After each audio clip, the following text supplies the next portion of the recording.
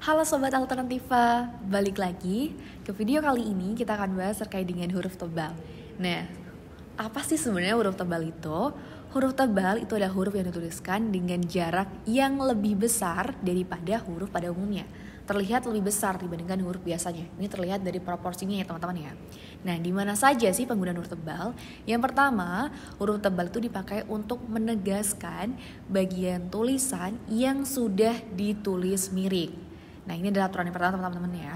Di sini ada contohnya, arti kata et pada ungkapan divide et impera itu adalah dan. Nah, penggunaan et ini sudah dimiringkan. Jadi ketika dia itu nanti dikutip di dalam suatu tulisan, ini seharusnya dia juga dimiringkan dan menggunakan huruf tebal ya teman-teman ya.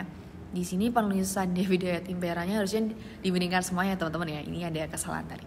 Nah, terus untuk yang kedua, huruf DH seperti pada kata Ramadan itu tidak terdapat dalam ejaan bahasa Indonesia.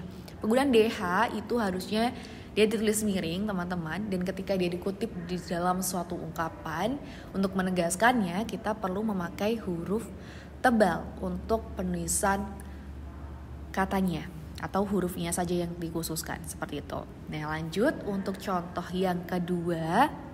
Di sini ada aturan yang kedua, huruf tebal itu dipakai untuk menegaskan bagian-bagian karangan seperti judul, buku, bab, atau subbab.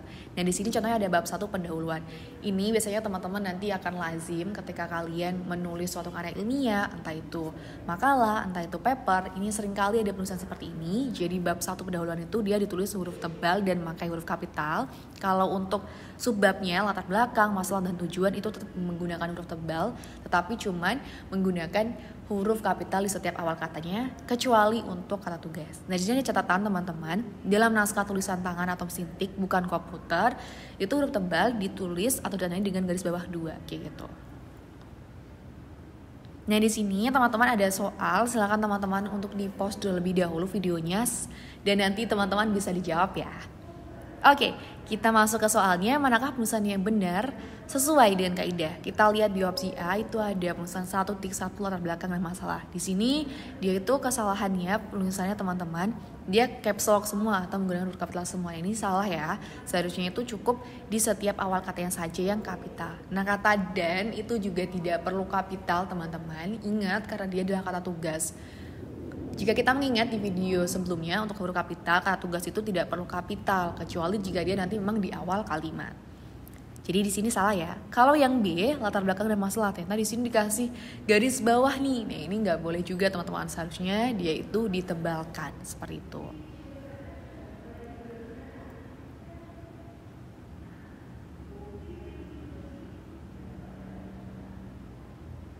Nah, lanjut di opsi yang C, 1.1 latar belakang dan masalah.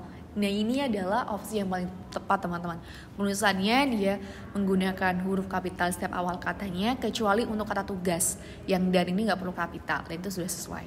Yang D ini malah dia itu pakai dicoret nih. Nah, ini juga tidak sesuai ya teman-teman ya. Seharusnya dia sama seperti pembetulan di opsi yang C, itu dia menggunakan huruf tebal, tidak perlu dicoret.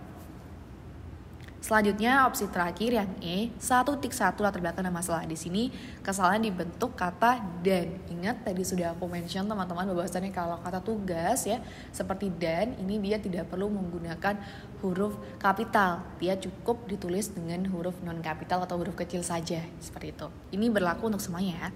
Oke, jadi jawabannya itu yang C.